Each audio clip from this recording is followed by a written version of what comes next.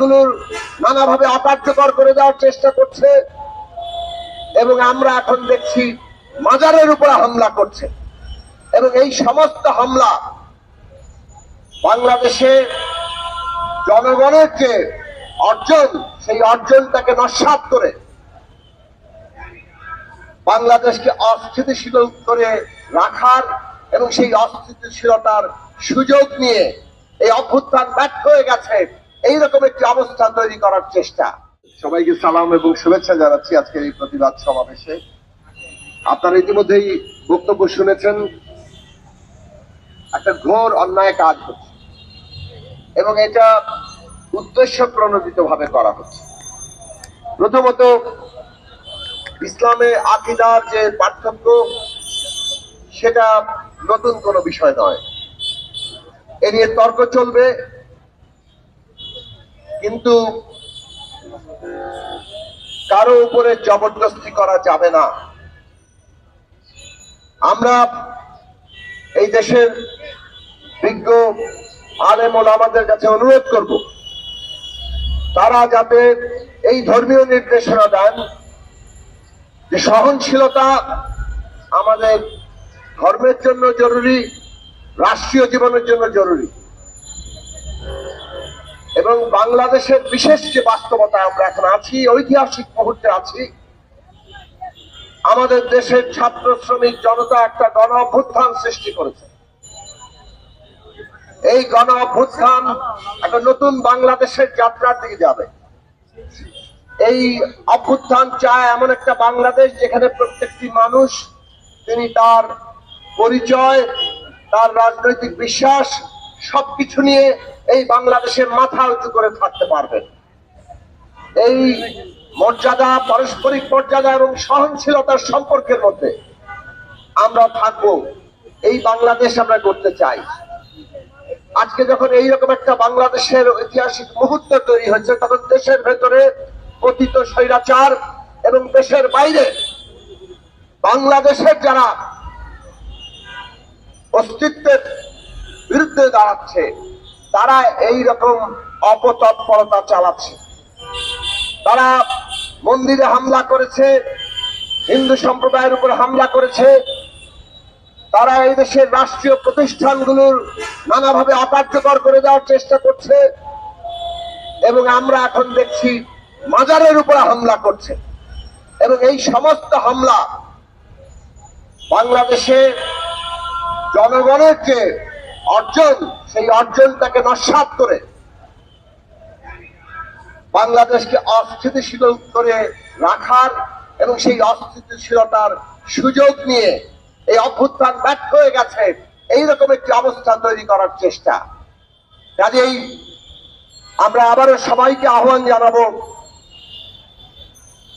যে বাংলাদেশের অর্জনটাকে আমাদের রক্ষা করতে হবে। এই দেশে কোনো মত, পথ, ধর্মবিশ্বাস কোনো কিছুর উপরে কেউ জবরদস্তি করে আক্রমণ করতে পারবেন না। এবং আমরা সরকারের কাছে বলবো, প্রত্যেক প্রশাসনের লোককে জবাবদিহিতা করতে হবে।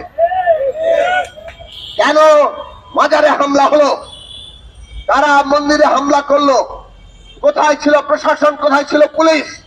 আমরা দেখেছি বিগত ফ্যাসিস্ট হাসিনা সরকার, তাদের আমলে এইরকম যখন হামলা হয়েছে, হামলা প্রথমে হতে দেওয়া হয়, ভাঙচুর হয়ে যায়, দখল হয়ে যায়, তারপরে পুলিশ আসে, তারপর চলে সাম্প্রদায়িক হামলার বিরুদ্ধে ওই ফ্যাসিস্টদের রাজনীতি।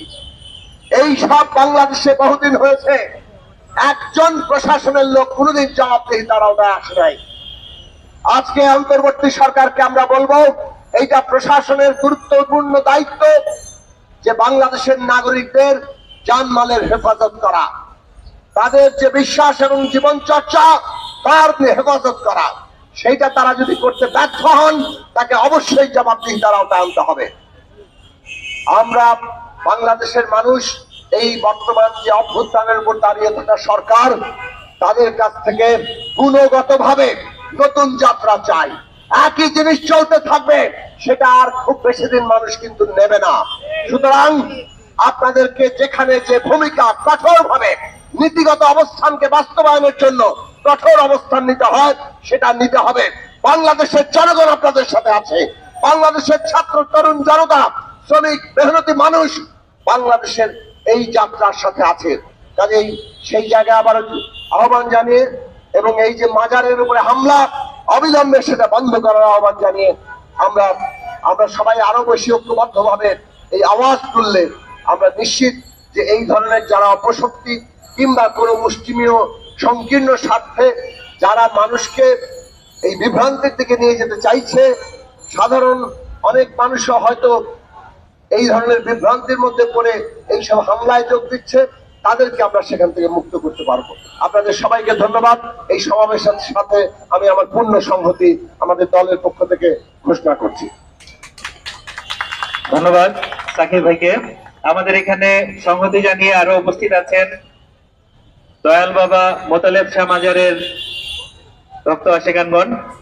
আমাদের এখানে উপস্থিত আছেন মাসুমিয়া দরবার শরীফের জনাব রমজান রেয়া মাসুমি। আমরা সময় সংক্ষিপ্ততার কারণে আসলে সকলের বক্তব্য গ্রহণ করাটার আসলে আমাদের পক্ষে সম্ভব হচ্ছে না, কারণ আমাদের গণপ্রতিরোধ যাত্রাটি শুরু করতে হবে। কিন্তু আমরা আসলে একটা জিনিস ভাবতে চাই, আমরা যেটা দেখেছি এই গণ অভ্যুত্থানে নারী এবং পুরুষের সমান অংশগ্রহণ ছিল, এবং পুরোটা গণ অভ্যুত্থানে নারীরা যদি না নামতেন এই গণ অভ্যুত্থান হতো না, কখনোই হতো না, মুক্তিযুদ্ধ হতো না, গণ অভ্যুত্থানও হতো না। কিন্তু আমরা একটা জিনিস দুঃখের সাথে দেখছি সব জায়গাতেই, সব জায়গায় বেটাদের ক্লাব, সব জায়গায় খালি পুরুষেরাই থাকেন, পুরুষেরাই কথা বলেন। আমরা আসলে এই জায়গাটা থেকে ভাঙতে চাই। আমরা এই কারণেই এরপরে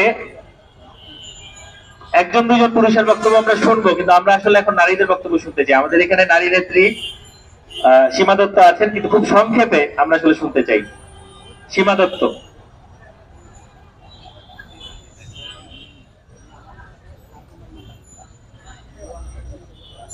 বন্ধুগণ,